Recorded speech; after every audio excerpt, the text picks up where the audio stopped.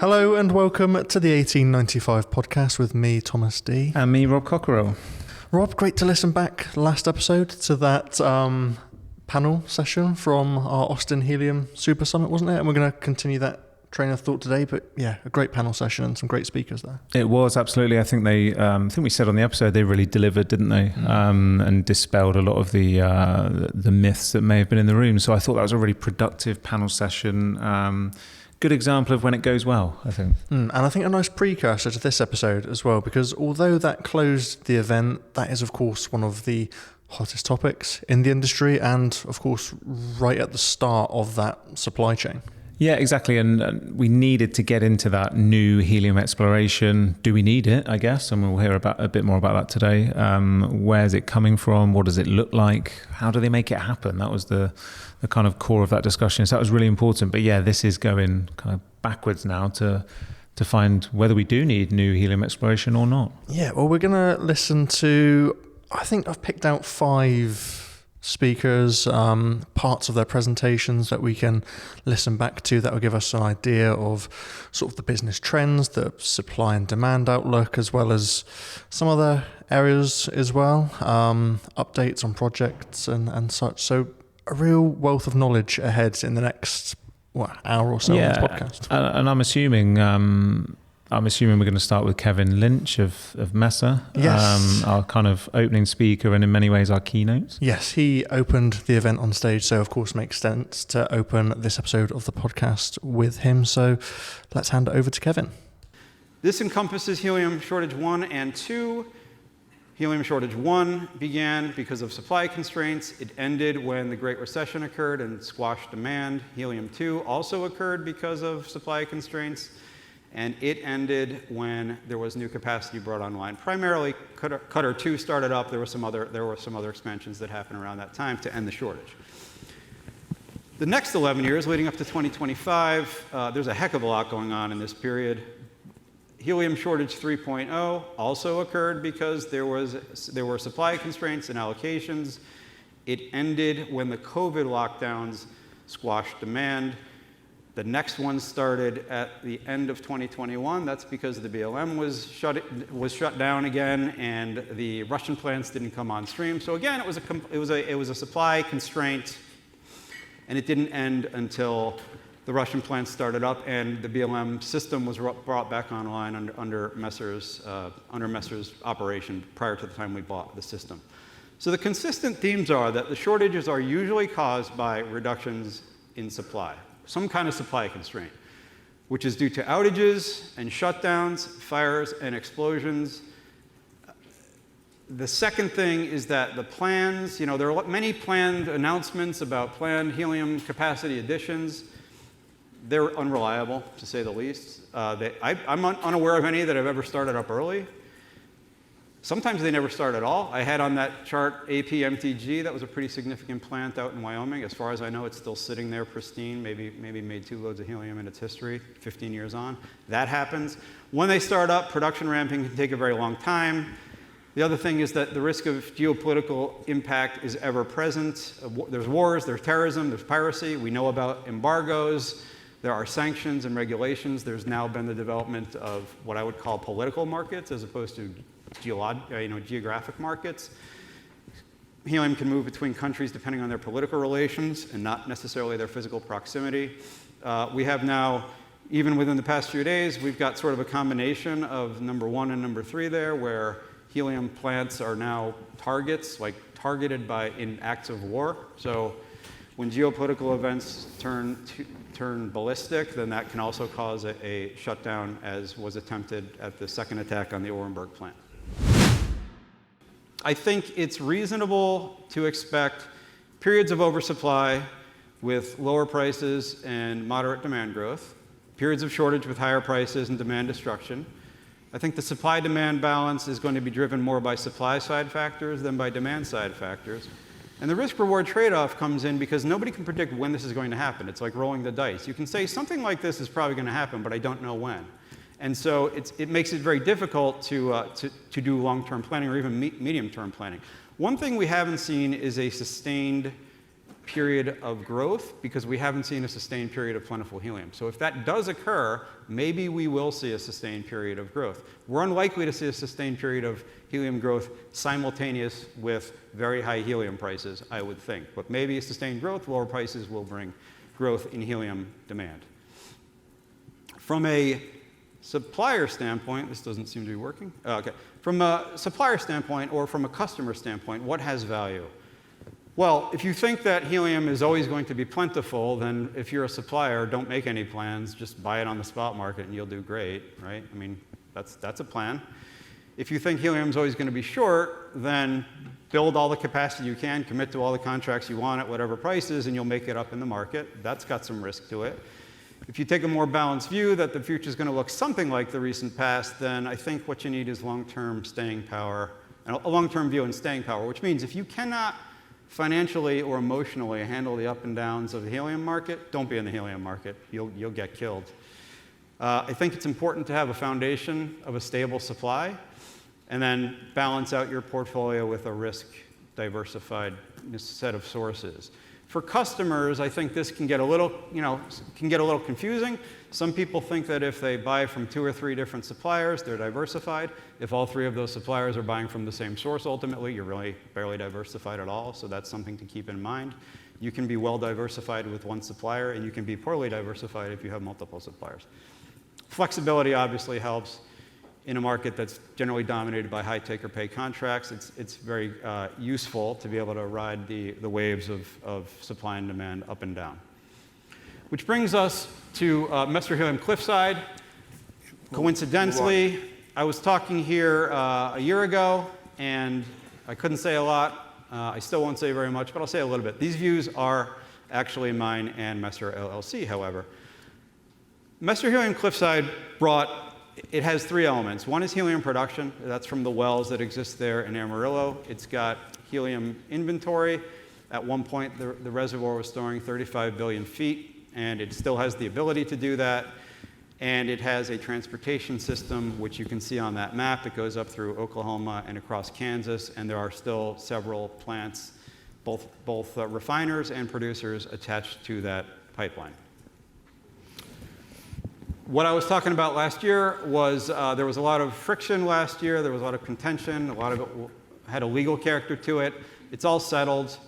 All of the matters that were outstanding with the CRLP, Cliffside Refining Limited Partners, they are all settled. Messer now has 100% ownership and control of all the assets related to Messer Helium Cliffside, and it's fully operational and is serving its intended role. Its intended role is this. It's a materially significant source of helium.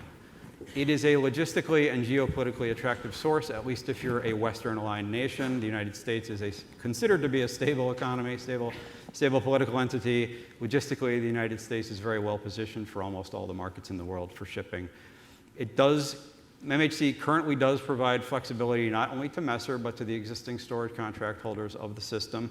I think we're all fortunate that those companies who have storage there have not been forced to dump their helium onto the market because they're able to keep some of it in storage. We can take more helium into the system via injection and store more of it, and therefore, to a lesser extent than it did in its heyday, but it is still acting as a shock absorber for the system, and that's our intention for the system for the longer term. We would like to be able to provide that role for the market. And that was Kevin Lynch there of Messer. He had some great stage presence on the day, didn't he? He had a great stage presence, and I think a lot of people probably didn't see that coming as well. Kevin's quite a serious character generally day to day when you see him, so people didn't see that coming on stage. But yeah, what a great way to begin the event that was.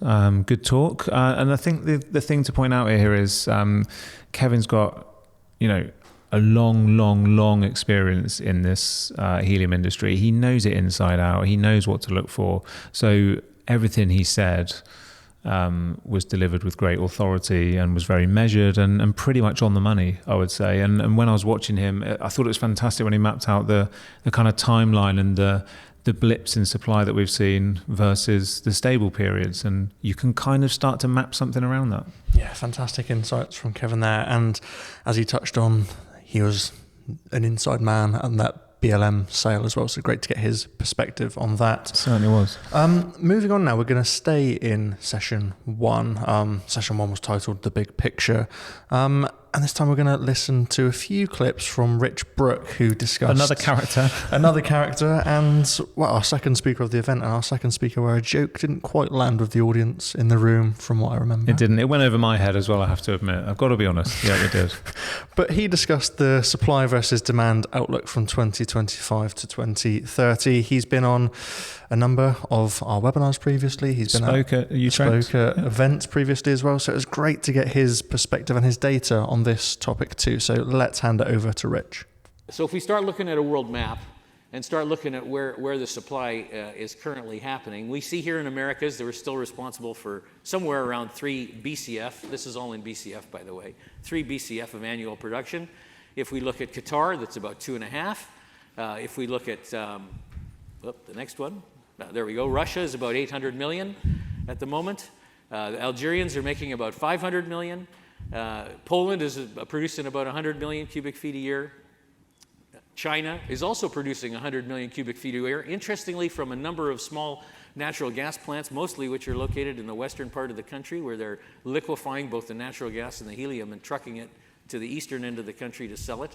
I'm not quite sure that's economically viable, but that's what's happening. And in addition to that, we have some new sources, which we're going to talk about here. And they're called caverns. And those caverns are starting to fill up. They are going to be part of the global supply as well. So Air Liquide's got one in Europe. And more recently here, Linde and Air Products have added caverns in the Beaumont area, down at Spindletop, which is where much of the original oil here in Texas was found originally. So globally, the supply is about 6.6 billion cubic feet. And of course, as Kevin pointed out, demand is around 6 billion. So herein lies the gap that we're currently looking at. If we look at the demand standpoint, in the Americas, we have about 2.6 BCF of demand, of which 1.9 BCF is here in the United States alone. In Asia, 2.1 billion total, with 1 BCF in China. We have Europe at about 1.1 BCF of demand. The Middle East, about 200 million, which adds up to our 6 BCF. And therein lies the situation with the demand globally that we're looking at. Okay, what about new and potential sources? So it's important to really understand what's coming down the pipe. And then on this chart, everything in green, they're the larger ones that are coming. So we know there's an Algerian expansion underway. Helium 1, you can read the list there. I don't need to read it. But the big ones coming that are in Africa and the Middle East are Qatar 4 and Qatar 5, which are promised or planned for 2026, 2027, and 2028, 2029 for Qatar 5, something like that.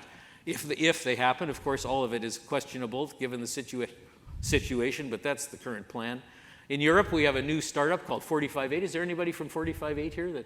Right there. Okay, well, they've started looking for helium even in Europe and found the helium as well. In China, as I said, there's a lot of small players that are mainly operating in the western part of China. And in Russia, of course, we have Amur and INK with their Markovsky expansion. And Amur is sitting there with extra capacity coming online, either ready to go or also being built.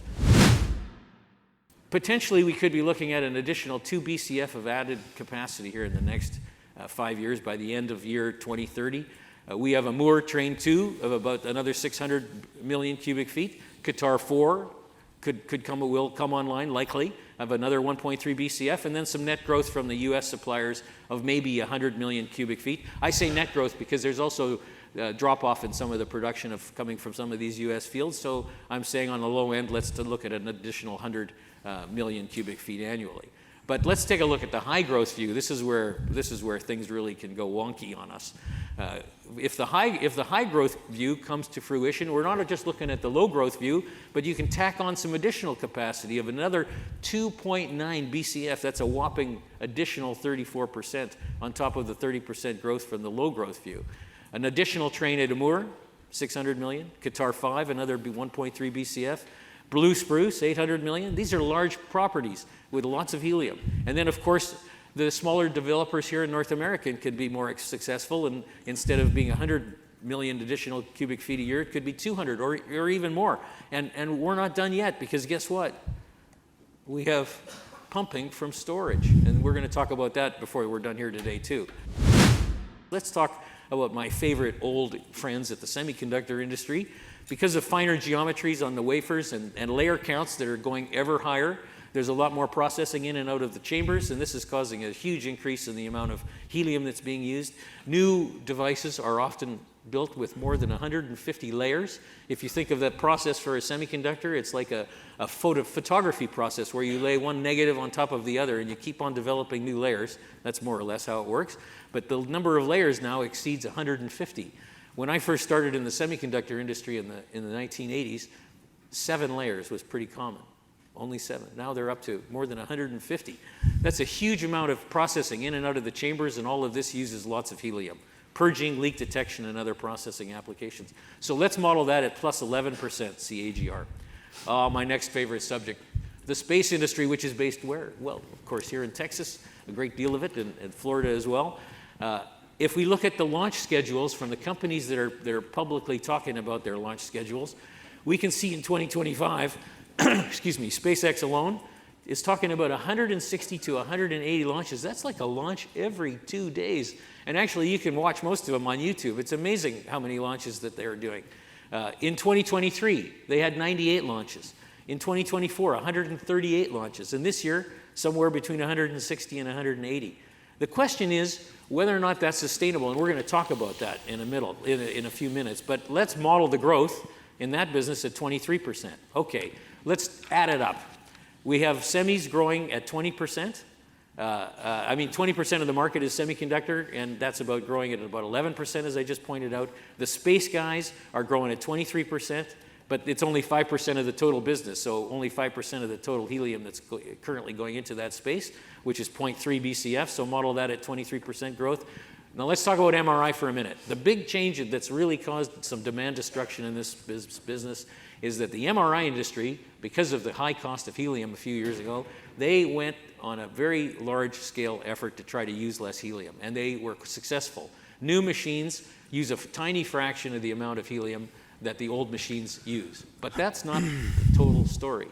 It's true that if you go to an MRI manufacturing facility, there's no doubt they're using less helium there because the new machines that they're building are using far less. And that affects the growth rate. So that's one of the reasons why the growth rate is negative. But keep in mind that if you're an imaging center or a hospital and you have an old MRI machine and you sell it to buy a new one, that old MRI machine is not being taken out back and smashed with a hammer into pieces and sold as scrap. In fact, it is sold by companies that I'm dealing with to other imaging centers, which are popping up on every street corner in this country and are increasingly popping up in other parts of the world. Those old machines do not get scrapped. They generally just get reused. They get refurbished, repainted. That's part of the process, is they make the skins look beautiful again, and they resell the machines. So those machines still use the same amount of old helium as they did, but of course the growth rate is moderated by the fact that all these new machines are much lower use of helium. So I've modeled that at minus 3%. And then the rest of the industry, as I said on the first slide, 55% of the total business is just sort of bumping along at 1% growth rate. What about storage? Okay, this is the new game that's really started to potentially affect the industry. That picture that you see on the side is sort of a stylized version of what those caverns look like. Most of them are made in salt domes, and most of them are carved out of the salt dome and operate by filling them up with the helium gas, and then there's a salt brine on the bottom, and you adjust the volume by pumping in more and more brine or less brine, and that adjusts both the volume of the cavern and the pressure in the cavern. That's basically how they work. However, when people started building them, they were an actually great idea because they could mitigate the problem of what happens if you have excess supply. You could avoid dumping helium. So, as I said before, the majors have started investing in these things, and of course, our friends at Messer bought the Federal Helium Reserve, which is now called the Messer Helium Reserve, and when they bought that facility, which also serves as a storage facility, it came along with a 1.8 BCF of helium as well. And it provides this opportunity in a tight market, if we were in a tight market, to have flex capacity. These are all really good things. They were all purpose-built, and most of them, I think, are even though not it's publicly announced, but you can read it from in between the lines from the press releases, most of them are in the 2 to 3 BCF size, so they're not small. Messer, of course, bought the Federal Helium Reserve, which at one point, in case any of you aren't aware, it held 40 BCF of helium. They pumped, the United States government was collecting helium from the 1920s until the 1960s. They were pumping helium into that place. And at one point it got up to 40 BCF. That's a lot of helium. It's mostly pumped out now, but there's still helium there.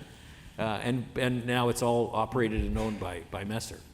The only thing is, like all new things, what could possibly go wrong? Well, I'll tell you. Caverns are actually a double-edged sword. I guess this part of the presentation is aimed at the people that own caverns a little bit, but it has an impact for everybody. Let's consider a cavern that has a 3 BCF cavern that's half full. 1.5 BCF, the cost of the helium that the company puts into that cavern, 400 million, I just picked a number. That means there's $600 million worth of inventory in that cavern. Now, to most people, that's quite a lot of inventory. Accounting rules dictate, whether they're FASB or IASB, the rules are the same. Should the market change, at some point you're going to have to mark down the value of the helium in that cavern to the lower of cost or market, right? That's the rule. And if the price of helium were to drop to 300, the average price, well, you might be forced, if you're this company, to write down $100 per MCF that's in there and multiply that by a BCF. That's a $150 million write-down. That's a lot of money. And that's sitting out there potentially if this market stays long to the point where that happens and the prices fall. Helium will pile up in these caverns for the duration of a long market. Financially, for the companies that have that, it's a little bit of a hazardous situation because it's a lot of money. And of course, the message that I've been giving them is that if you don't have a strategy about what you're going to do about that, you'd better get one. Because, these 3 caverns that are out there, each with, if they had 1.5 BCF, they are going to become sizable sources in and of themselves. 1.5 BCF as a source of helium is a pretty good sized source of helium. And they're going to come into play here as they get filled up to that point. And of course, on top of that, you have the fact that Messer bought the Federal Helium Reserve, which has this 1.8 BCF in it. Thanks to Rich. There are quite a number of clips there, but important to get a lot of those facts and figures out of him as well. Yeah, and I think if nothing else, you can certainly say Rich has a huge enthusiasm for the industry, for helium, and for innovation. I hope that came through on the clips because he's got a lot of ideas. He's pioneered a lot of ideas in the past, and he's still got plenty going forward. So yeah, a real kind of bellwether for innovation. Absolutely. And rounding off that first session, we're not going to play it here on this podcast in the interest of time, but we heard from Tom Deng of GGAS, who gave us an update on Chinese market developments, which I thought was a really valuable topic to add to this agenda, and one that we actually shared recently on our APAC webinar. So we should urge listeners of this 1895 podcast to go and check that out, gasworld.tv, and you can watch that on demand. That wasn't the only insights we had on that webinar, but definitely worth going back to watch that. Yeah, definitely. And as I think we've alluded to a number of times, look, there's no escaping China's rise on the global stage in most things, actually, particularly economically, particularly with industrial gases, and in this instance, helium. And there's a lot of people looking at that market, wondering where it's going and what's happening and what kind of autonomy, for want of a better word, China is carving out in helium. So yeah, that was a very prescient talk. Absolutely. And that concluded session 1 of the event, but straight into session 2, and we were looking at demand and markets. We had 4 fantastic presentations in there, so I've picked out just one for us to listen back to here, and that's from Maura Garvey, who discussed gas and welding distributors. Friend of the show, I suppose you could say. Been to many of our events, been on this podcast before, and it was great to get that different perspective or different view of the distribution chain, I think. Yeah, this is a new talk for the event and for us to ask Maura to take on, really. And I think she really enjoyed it as well. I'm not sure if it comes across in the clip we're about to show, but I think Maura really enjoyed knowing from the outset of the year that she was tackling the distributors' view on helium and just spending across the year time with the distributors, learning more about their operations and, yeah, exactly what helium means to them and how it works. So that shone through on stage, I felt. Yeah, it really did. Let's pass it over to Maura. Here's my estimate of what the distributor volume is versus the majors.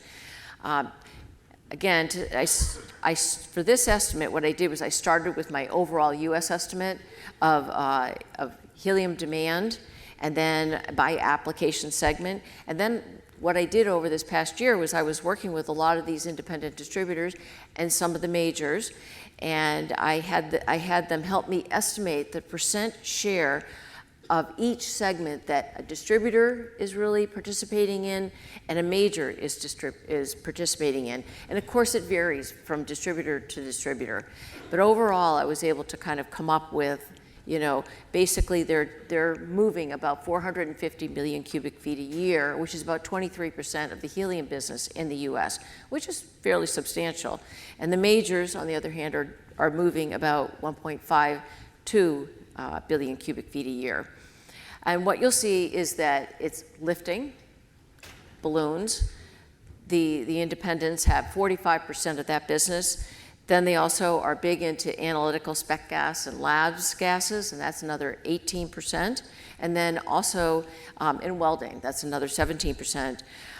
So they're actually fairly big in those regions. And you compare that to the majors. Lifting's 45 for the independents, but it's only about 9% of the majors business. And then you have welding in the distributors, that's about 17% versus 5% over with the majors. Analytical spec gas labs, those gases, that's a little closer, 18 compared to 12. But the largest three segments that I talked about, lifting, analytical spec gas labs, and welding, independent distributors, first starting off with lifting, they actually sell about 60% of the helium that goes into that market, and the majors about 40%. So they have a big participation share. The analytical spec gas labs distributors are only, about 30% of that business versus majors are 70%. And then when it comes to welding, it's more split 50-50, I found. Okay. And this is just to sort of give you, so it makes it stand out, the top three segments. But then after that, they also do work in doing the MRI fill and in leak detection. But that's just another way to take a look at how big they are. And this looks kind of a bit of a transition to as how I built up the analysis by region. And from this chart here, you can see that the South, which is the deep green, that's actually the #1 region where the helium is sold here in the US. And then the West is the second largest. And then you get Midwest and Northeast where it's fairly similar. The one that's a little different that doesn't have everything is the diving, and I had actually worked with in-depth Michael Menudo about where all of these dive centers were and everything else. So they really are pretty much just located, the ones that use helium in the gas are located in the South, and they're located in the West. Now, so this is my estimate by region.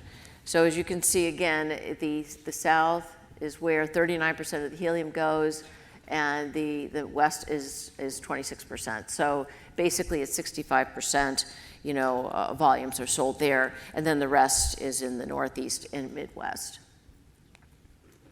Okay, and so in working with them, I was able to work out what are the volumes out in the 9 census regions, where they're selling throughout the whole US.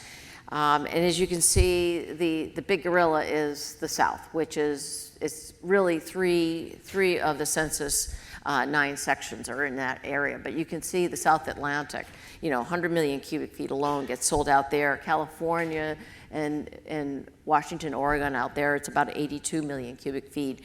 There's a substantial amount, in the mountain region.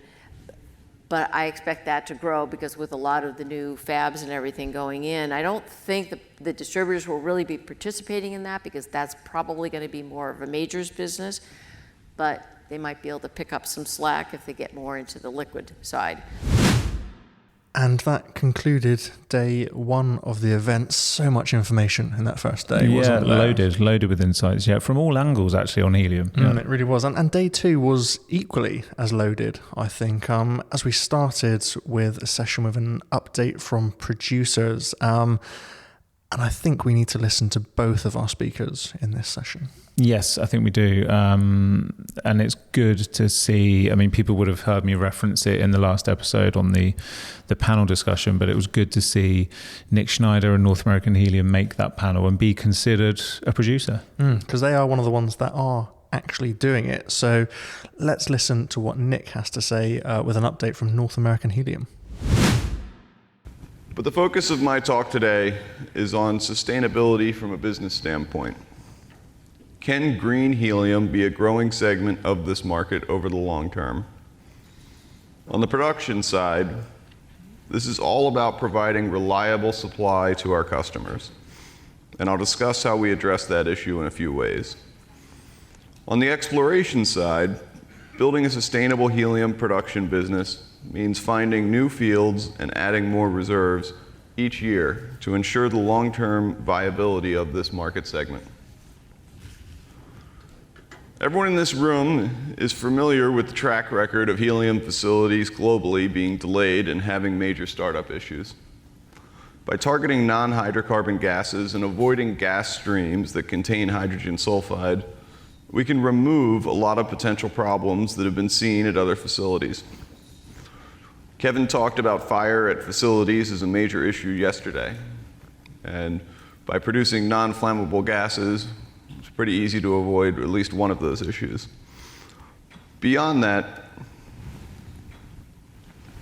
standardization and modularization of our facilities creates a lot of redundancy and removes uncertainty in both construction and operations. Those of you who follow the nuclear energy industry are aware that that is another industry that has very regular delays and problems with building plants because they're not standardized. By having standardized plants with modular parts, we don't have to wait. If something is broken, we can fix it immediately. We have extras lying around. We have the same teams building the same plants over and over again, which is how we're able to reliably add production. Finally, an issue that has impacted a number of projects is inaccurate gas analysis. You wouldn't think this would be an issue, but we've gotten different analyses of the same gas content from multiple labs. So we've built our own gas labs at each of our plants, which is a long-term competitive advantage. Summing things up, we believe that attributes like being in the right location, having repeatable and reliable systems in place, and having the right teams and skill sets are really table stakes for reliable production and operations. As an industry, and I'm talking about the helium exploration and production business, the really crucial ingredient is large-scale exploration and a tolerance for failure in the near term. Production of helium in the United States continues to fall, and the only way to replace it is with new discoveries that make economic sense to commercialize. A couple of concluding thoughts that I'll leave you with. First, in the long term, we think there is actually too little investment being directed towards helium exploration in North America. Due to declining legacy sources, North America is on pace to become a net importer of helium in the coming years. The second point is that green helium isn't going away. Major end users are still working to decarbonize their supply chains, and this is a big opportunity for them. Finally, I would say that the future is uncertain, and that this type of helium production from this type of location adds a lot of resiliency to the global supply chain. Not too long ago, the US was frantically planning to import LNG because we were running out of natural gas in the 90s. Now we have plenty of gas, and the world is poised to keep adding LNG capacity. But solar and batteries are becoming very cost competitive, and even a relatively stable future could still impact some of the global sources down the road. In an uncertain world, we think there's a growing need for geopolitically safe supply with good logistics, high reliability, and a small environmental footprint. And that was Nick Snyder there of North American Helium. And they are doing it, as you said, Tom. And it wasn't that long ago. You know, I'm not that old. I can remember when North American Helium were the newbies on the block, you know, and there's a lot of excitement. And now look at them. And I wonder if any of those in that exploration panel will be included in that updates from producers panel in years to come. That will be an interesting transition for them to make. Yeah, to keep an eye on. A success story, hopefully. But the second update we had from producers, this one was given to us by Phil Kornbluth of Kornbluth Helium Consulting, who gave us an update on Russian supply, which has been a common theme at these events over the last few years. Various issues going on there, obviously, but an important topic to tackle. And of course, still an important source of helium. Yeah, absolutely. And I think if we look back to the very first Global Helium Summit a long time ago now, over a decade ago now, Russia probably would have been looked at as, oh, this source is potentially going to emerge, but it wasn't as much at the forefront. And then in subsequent years and events, it's just become more and more and more. And we look at it now, a little bit like I said earlier with the China market, everyone's got an eye on Russia. What's going to happen? Where's all that helium going? Is it circumventing some of the trade barriers or channels? Good question. What's happening there, and how much helium is it producing? What impact is that having in the global market, and where is it going? So great to get a perspective from Phil on that. It really was. So with that, over to Phil. So Russia's probably surpassed Algeria as the number 3 producer in 2024. There's 19 liquid helium plants in the world. 3 of them are in Russia. I'm counting in that 19, I'm counting Air Liquide's plant at their Grano Epe storage facility. So that's how I get to 19. If anybody wants to know what's included in there, and I'm including the new Freeport LNG facility that Lindy brought on recently. So about this year, probably about 13% of worldwide supply is going to come from Russia. There's a lot of potential there to add another, production could be to 2 BCF by the end of the decade. Now, I'm not saying it's going to be, and that a big part of this presentation is, well, what's the potential and what's the reality going to be?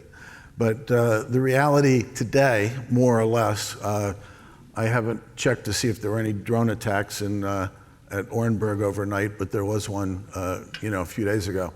But Gazprom's Amur plant has 1 train running, the first of 3 potential trains. It's in a place that I think is pronounced Blagoveshchensk, but don't hold me to that. That plant can produce roughly 600 million feet a year with nameplate capacity of somewhere between 700 and 750. But I have it rated as a 600 million foot a year kind of source. The plant in Orenburg, which is the one that keeps getting attacked by drones, is about 100 million foot a year source.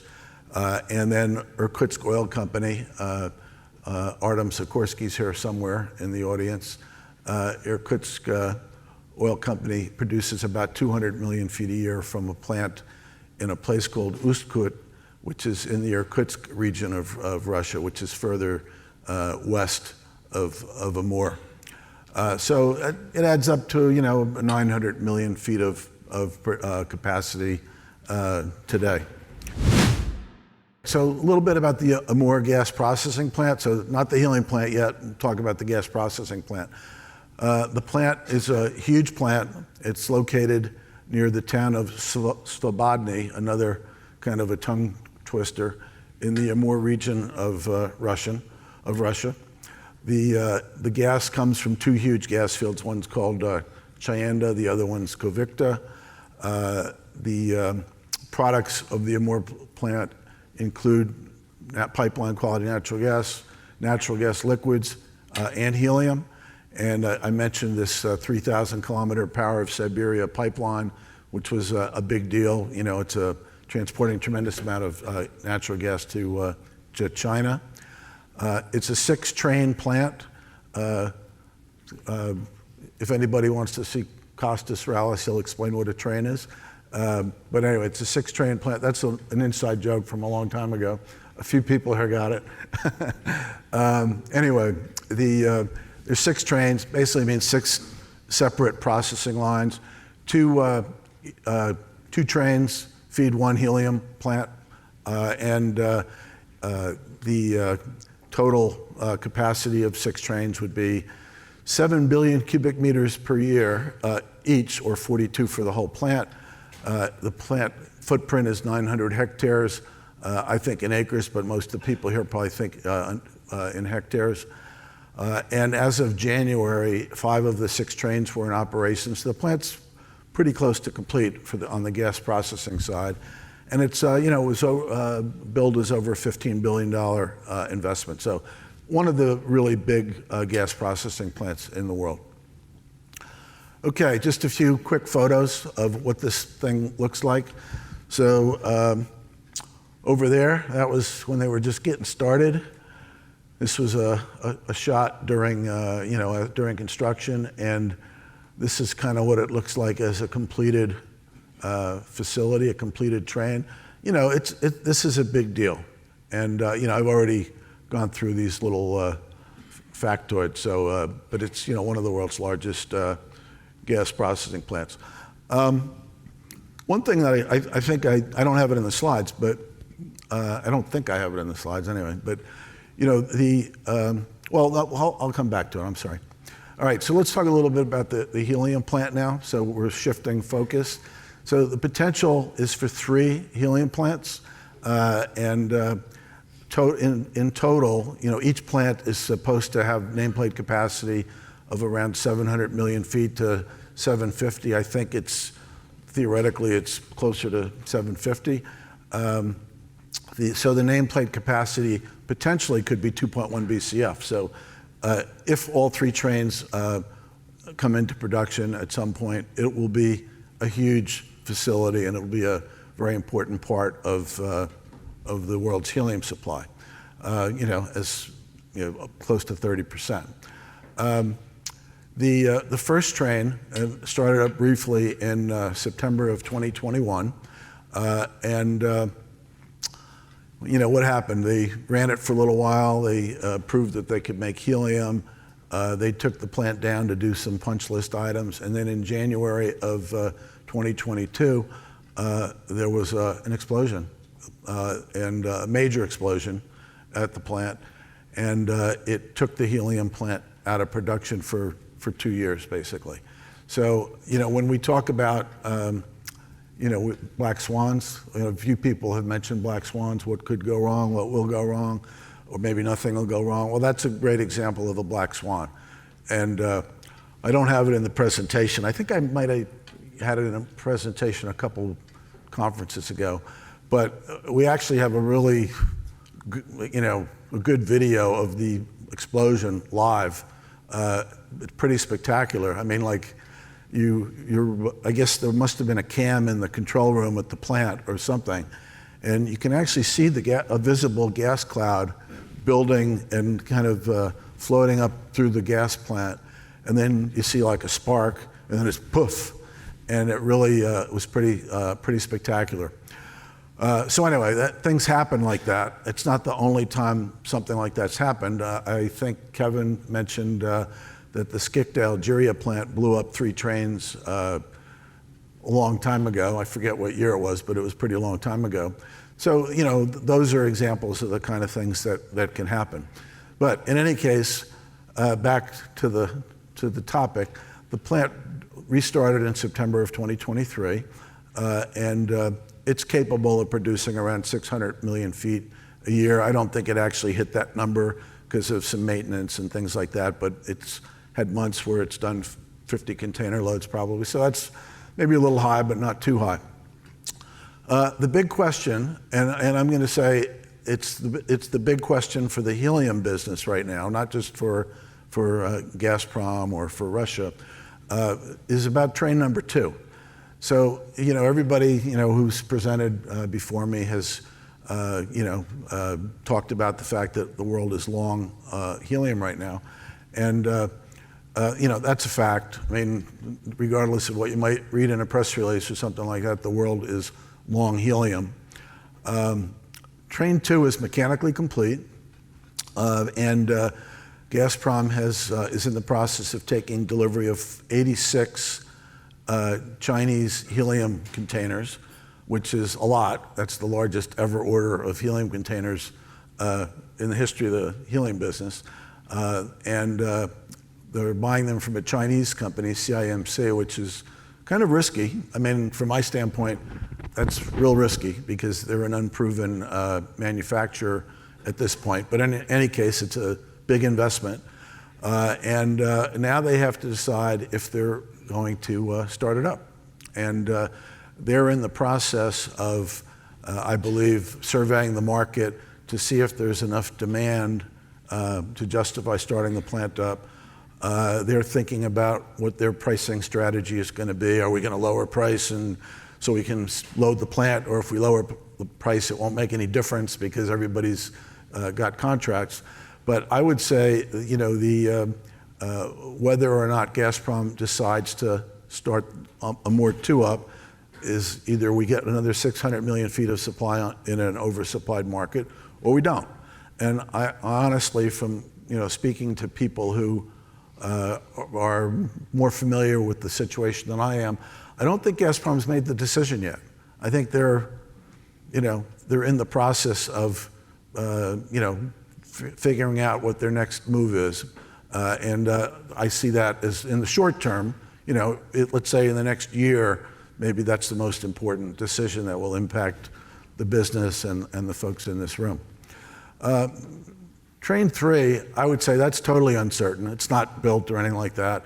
The first 2 helium plants were supplied by, I think were both supplied by Linde.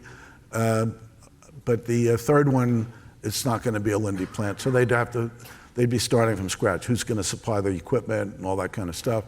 I do believe since the plant hasn't been started, it could be delayed a long time. It could be, let's say delayed indefinitely. It might never be built. And Gazprom does have the ability to re-inject helium I believe, at the Kovicta field. So if they don't start it up, they can process the gas but put the helium back in the ground. So, there may or may not ever be an Maura 3. Again, I'm not clairvoyant. Maura has, become a major source for China, especially displacing helium more from the U.S. than from Qatar, but displacing helium from other sources. Okay, so just a little bit about the helium hub, but it's located near Vladivostok. It's designed to process greater than 4,000 containers a year in both directions, 2,000 this way, 2,000 that way. It's the largest helium logistics center in the world by far.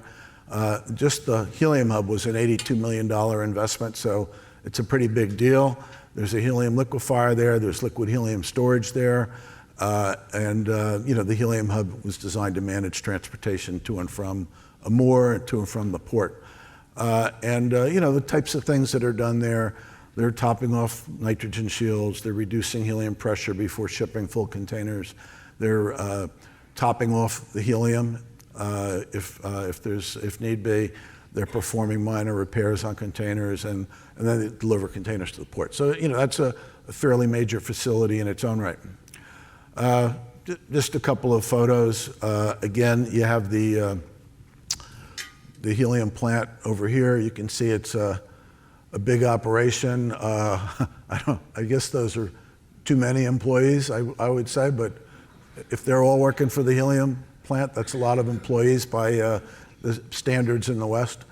And then this is a picture of the helium hub. These are, helium storage containers, probably, I'm not sure what the capacity of these tanks is, but the helium storage containers at both facilities, they're big, expensive piece of equipment. Okay, a little bit about the war in Ukraine and sanctions. So, I'm not going to go through the entire detailed list, but the big points. So imports of Russian helium into the EU were banned by the 14th EU sanctions package, which was effective September 26th of 2024. And at the same time, EU companies were banned from buying Russian helium. even if they were taking it to non-EU markets. So that was a pretty big one. And that forced Gazprom and Irkutsk Oil Company to find new customers in non-sanctioning countries. So pretty disruptive at the time. There were like indirect sanctions that have increased the difficulty and cost of shipping containers to and from Vladivostok. The gas companies based in countries that comply with US sanctions are not allowed to send US manufactured containers, which effectively means Gardner containers, because they're the only US manufacturer, to Russia for delivery of helium. And Gardner containers are probably 85% of the world's fleet. So that was almost like a sanction, like a US sanction on Russian helium, except for one thing that, I'm pretty sure that countries that don't, that have purchased Gardner containers, but are based in countries that don't comply with the sanctions, they would probably still be sending Gardner containers into Russia, because they're saying, well, it's my container, and what are they going to do about it? So it's kind of it's not a totally enforceable kind of sanction, but I think the other companies are abiding by that sanction, and so it's made it difficult for some companies, some buyers to get their helium out of Russia. It's made it more difficult to make payments to Russian suppliers. I've been involved with some of that personally. It's like a little bit of like playing whack-a-mole. Like I can't use this bank anymore, but maybe I can use this bank, or maybe I can use that bank. But it's been at times it's been challenging to make payments for the helium. Some large end users, even in non-sanctioning countries, have refused to be supplied with Russian helium. They're afraid of some other sanction later on that might end up affecting what they're manufacturing. It's safe to say that a lack of containers throttled the flow of Russian helium to the market. It has throttled the flow of helium to the market. And I mentioned that Gazprom ordered a whole bunch of containers to try to get around that obstacle. And that was Phil Kornbluth there. A real whistle-stop tour of so many different subjects and talking points and areas to do with Russian supply, but I think he did a great job of covering it all. And a pragmatic job as well, I would say. He was quite guarded, I think, about potential added trains coming on with that AMO project. So hard to commit to anything, and he did face some tough questions in that Q&A. We've not included them here in this podcast. They kept coming, didn't they? And they kept converging on the same question, essentially. Yes, wanting an answer for sure, weren't they? That concluded session 2, and then I don't think we have time to get into session 4 today, and perhaps these don't lend themselves quite as well to the podcast format, but we tackled equipment, services, and project development. How to get a project away, essentially. Yeah, and that, again, 3 strong talks in that session, I felt, and 3 different areas of the industry too, with Lindy Engineering, Jeremy Jordan of Jordan Development Solutions, and Scott Herbst of Journey Engineering. Yeah, I think day 2 ended up being very much, if you think about it, a sort of how-to day, didn't it? I mean, we had those 2 updates from Nick and from Phil with very different perspectives, of course. And then we had the panel, which was almost saying, how do you become a new helium explorer? How do you produce helium and also keep the market assured? And then obviously, yes, session 4, where we were talking about how to go about securing a container or developing one, how to go about project development, how to go about building a plant, actually doing it. So yeah, very much a toolkit of knowledge to take away from that day too. And we've got into so many insights here on this podcast. But before we go, I just want to share a few further interviews that I did side of stage or ahead of the event with a number of our speakers and attendees to the event, which I think adds real value. And this first one is with Stefano Marani, who was, of course, part of that exploration panel. And he gave me a bit more insight into Renergen, what's happening there, and his views on the exploration business surrounding helium. My name is Stefano Marani. I'm the CEO and co-founder of the Virginia Gas Project, which is part of the Renergen group, and Renergen obviously now more recently having just been acquired by ASP Isotopes, which is a NASDAQ listed company. So yeah, thanks for being here today. No, thank you for joining me. Now, you've just got off stage from our panel discussion. So what are the key talking points that came up within that discussion? So I suppose a lot of the key topics that came up today are how do explorers differentiate themselves in the context of the current market dynamics on the helium side. And one of the key themes that came away from the conference this year is obviously that if you look at helium over the history of the last 20 years, it has its periods of ebbs and flows in terms of supply. And it's interesting when you analyze the data over the last 20 years, 50% of the time it's been in oversupply and 50% of the time it's been in undersupply. And the prediction, certainly amongst everyone in the room and the audience, is that this is going to continue probably for the next 50 to 100 years. The only way that this is eventually going to come out of the system where you've got a stable supply chain is where you've got a significant diversification. And that obviously spells good things for explorers. But then by the same token, when you're in periods of oversupply, it's very difficult for these new explorers to be able to raise the requisite funding, and that becomes the self-fulfilling prophecy, which keeps the system as it is in current over and undersupply. I'd say in a nutshell, that's pretty much been the theme for this conference. Sure. Well, that leads nicely into my next question. So what are the key challenges that you're facing within the exploration and startup production business? I think for a lot of the explorers and for a lot of companies that have gotten to the point where they've found that they've got helium in their field and now they want to prove it up, the biggest challenge that a lot of them are going to face is securing offtake agreements. And the reason for this is, unlike, say, for instance, discovering oil in an oil well, if you discover oil, it's a well-known market. You can price it off an index and off you go. It's very easy to finance. Helium is an obscure commodity. It has historically been an obscure commodity. It's controlled by a very few number of companies out there. Controlled is the wrong word, but there's a few, there are only a handful of companies that really dominate the sales of helium globally.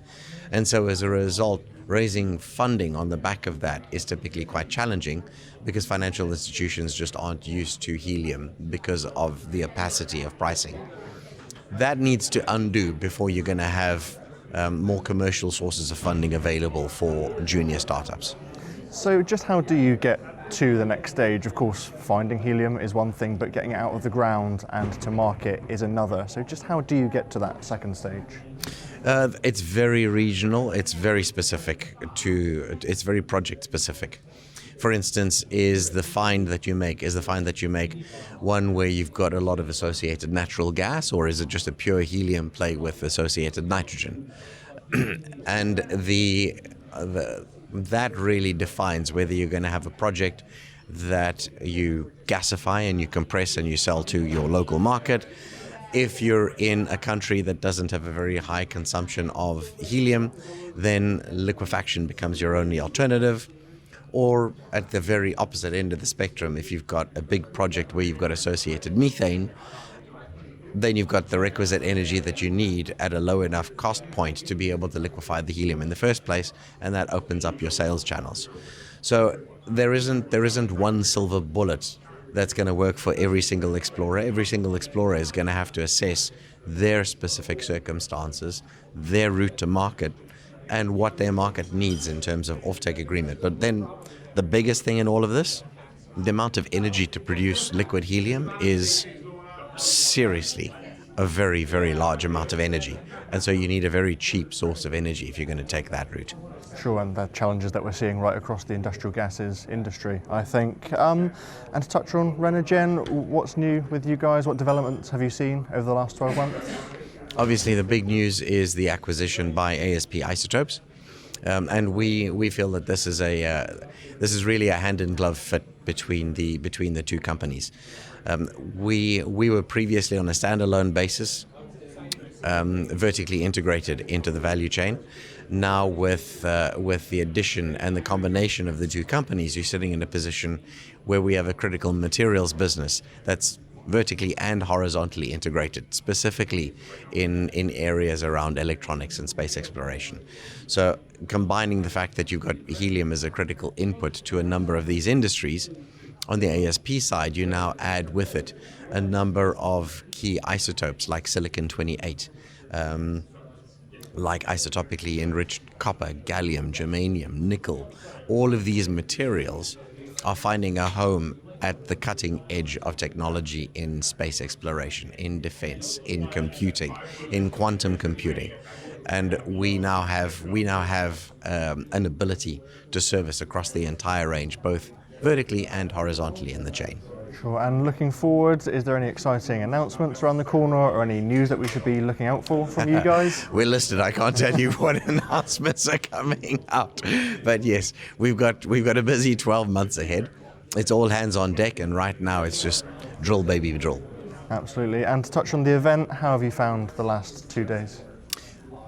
Listen, from a personal perspective, having the event in Austin was incredible.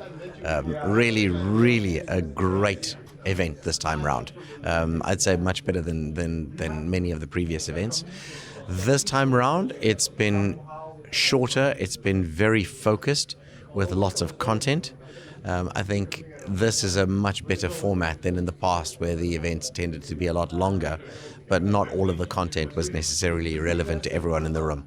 The format of the one followed this time around has been a significant improvement, in my opinion. Great. And one final question before I let you go, Stefano. If you had a message to those who might be watching this who couldn't be with us in Austin this year, what would be your message to them? My message would be that if it's in Austin again next year and around the time of the Grand Prix, it makes for a very formidable 5 days in Austin. Fantastic. Well, Stefano, thank you for your time. Thanks, Tom. Stefano Marani of Renergen there. Great to hear from him, and always candid views of him. Yeah, always. Yeah, it was a pleasure to have him on that panel. Yeah. And these final two interviews I actually conducted ahead of the event, but they really look at what the businesses are doing and why events such as these are valuable for them to attend. So even though we're listening to them at the end of this episode of the podcast, they were almost a preview to the event itself. So let's first listen to David Swartz of Sauer Compressors. My name is Dave Swartz. I'm the Gulf Coast sales rep for Sauer Compressors USA, and Sauer Compressors is a subsidiary of JP Sauer & Son. And we're, of course, here at gasworld's Helium Super Summit 2025. What is it that you at Sauer are hoping to get out of an event like this? Well, obviously, it's the networking and seeing some of the people that we deal with every day, business-wise. But, more importantly, it provides us with a high-level view of what's happening in the helium industry as a whole, not just in the U.S., but around the world. We're a global company, so it's important to understand, how things shift and move everywhere, not just here in the U.S. And why exactly is it that events such as this are so important to the industry and to companies such as yourself as well? Well, certainly, if you're just looking at, the dollars and cents of it all, it's important to be able to project and foresee, what business segments are going there, especially when you're a growing company, developing new products for certain markets, for certain industries. It's important to know if we're investing someplace, where else is everybody investing to? So it helps us kind of coordinate, what products we introduce, what products we look at, and so on and so forth. Sure, and to pick up on that, Sauer Compressors, what's new for you guys, or do you have anything new around the corner maybe? The biggest thing, it's not really new, it's been out for the last couple of years, but it's our Orkin series compressors. They're the first one that was released is essentially going to be a modular compressor, and this one was our Orkin series, our 5173, was developed specifically for helium, gas tightness, and high pressure 5,000 psi delivery, gas delivery. Okay, sure. And so that's what's new, but how about what's next for you guys? Is there anything coming around the corner? Any new exciting products coming up? Well, what actually just came down the production line this year in our production line from Sauer USA were the introduction of our rental units. Those same Orkin 5173s are going to be now rental units. So we specifically focus on like transfill and recovery applications. And this is going to allow us to essentially provide an industry something that nobody else can do. We're the only ones that really focus on high pressure gas, and we're the only ones now with the rental fleet that can step in emergency situations, down situations, or even small test pilot situations where there may not be a lot of funding, but they have to test and prove something. And what was it that led you to bringing a service like this to the market? Well, our rentals division has, we've been wildly successful on the Navy side of things, on the government side of things for many years. Starting in 2014, we brought that to industry with just air and nitrogen. Throughout that process, what we've really learned is that there's a need for high pressure rental equipment across the board, no matter what the gas is. And once we got all the other holes filled of nitrogen and air and all these other gases, helium was the next obvious gas to introduce a product to for short-term and even long-term rentals. Okay. And over the next couple of days, we of course have some great talking points that are going to be on stage and conversations happening as well during our networking breaks. So what are you particularly looking forward to over the next 2 days? I'd like to see something about, some other major projects happening in the U.S. There's been a lot of talk in the previous years of, the BLM switching over to, the BLM reserve switching over to private ownership. And I think we're sort of past that. Now it's more, what's important is what's going to happen from here on out in the country as far as supply, demand, pricing, all that sort of thing. Sure. And a final question for you, Dave. If you had a message to those who maybe can't make the event this year, what would be your message to them? So much good information. I mean, across the board from start to finish. I mean, we're obviously manufacturers promoting a product, but more importantly, you get so much good information about what's happening globally that you have to understand, to really be involved in this specialty gas market. Fantastic. Well, Dave Swartz, thank you very much for your time. Thank you. Thanks to Dave there. And finally, I caught up with Leslie Waller of Air Water. So let's listen to that. My name is Leslie Waller. I'm the president of the Industrial and Packaged Gas Division of Air Water America. Great. And for the benefit of those listening who may be unfamiliar with you and the company, could you give us a quick overview of the company and your role? Sure. Well, Air Water is a Japanese company out of Osaka, Japan, and it's roughly a $7 billion organization. Obviously, it's very diversified. Roughly 25% of its business is industrial gases. Here in the U.S. and also in India, it is 100% industrial gases. And my role here in the U.S. is part of developing Air Water America, Inc., which comprises of not only distribution and the distributors and the air separation plants, building of tanks, building of rail cars. So we have a gases and an equipments division, and I head up the gases division. And then the equipments division is plants as well as the storage equipment. Okay, sure. And of course, we're here at gasworld's Helium Super Summit 2025. So what brings you to events such as this? What do you hope to get out of the next few days? Sure. So we always say that some of these trade shows are either a buy side or a sell side.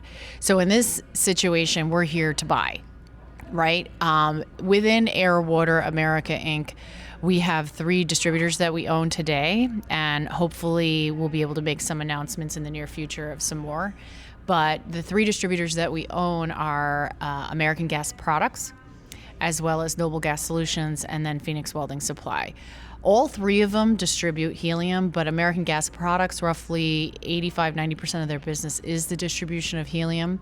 They started out with just lift grade, but we've moved into high purity. And I would like to say that they're pretty much the first company to really focus on just domestic sourcing from the wells, as opposed to some of the other competitors in the space that are bringing in large ISOs from overseas, or even picking up, obviously, as you know, at Green River at Exxon. And you mentioned the distribution there. What's the geographic footprint of a company such as yours? We're in 48 contiguous states. They're located in, our headquarters is in Woburn, Massachusetts, for AGP, that is. And we have 7 filling locations throughout the U.S. And just how important is this regional presence that you have to be so vast? I would like to say we like to fashion ourselves as speed to market and having the ability to have stellar customer service. Whereas we're slightly smaller than some of the other players in the market, we can move quicker when there's urgent needs. We mainly today focus on the big box retailers as well as the grocery chains. And no matter how much planning you do from an inventory perspective, there's always that last minute phone call, and we're able to respond quickly, right? We're moving into the high purity space. As you know, we have some ISO containers as well as some high purity tube trailers, so we're starting to take that footprint there. I will say to move from, say, large ISOs to what we do today is slightly harder than the reverse, which is we're moving from tube trailer fleet into ISOs, and we're at a little bit of an advantage in that sense. And you touched on there the adaptability of you, and this market is of course no stranger to volatility. So how do you maneuver in a time such as that and deal with this volatility? Well, you're right. After Airwater bought AGP is when the market actually tanked. And when I say tanked, it means we had an oversupply of helium, right? So we're fortunate enough that we've made some really good decisions on some supply agreements and certain pickup pricing. So we're actually able to offer our customers with very competitive pricing, along with keeping ourselves healthy, where I think that's a struggle for some others. Okay, and are you seeing a shift in how customers are procuring their helium? There's more RFQs going on out there, and they're reaching out to large number of suppliers, small and large.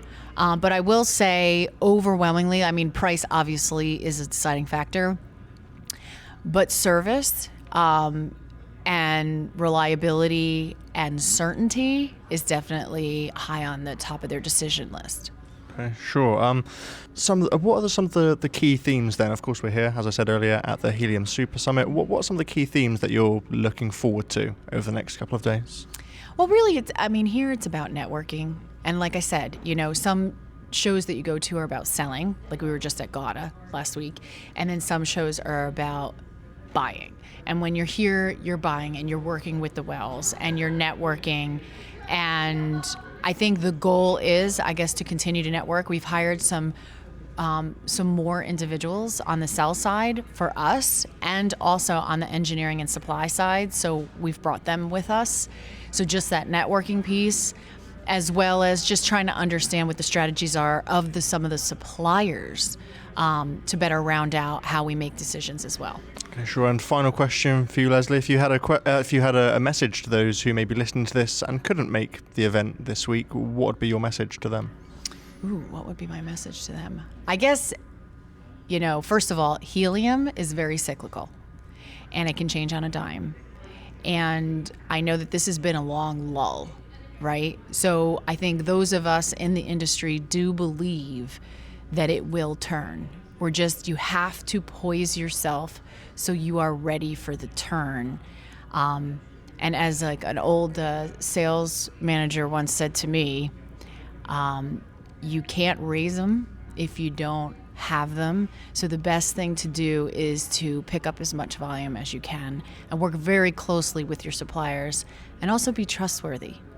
So you can be that supplier that's reliable and create the certainty that all the customers need. Fantastic. Great message to end with, Leslie. Thank you so much for your time. All right, thanks.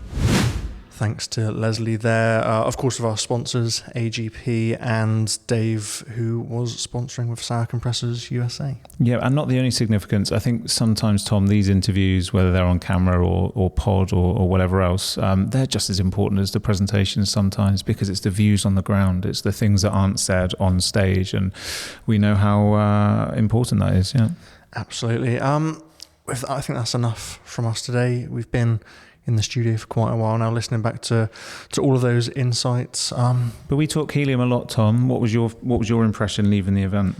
My impression on the event was that we're in a safer period right now. I've been in this job for coming up 5 years, and it feels like the whole time I've been here, we've always been in a period of shortage or at least jeopardy. Whereas right now, in a more calm period, and that good can come from calm. It doesn't matter if we're in shortage or not.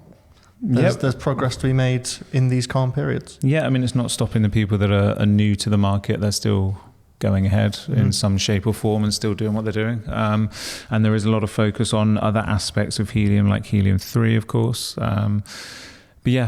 Same kind of feeling for me. We heard that it was basically likely to be in oversupply, or at very least balance for some time to come.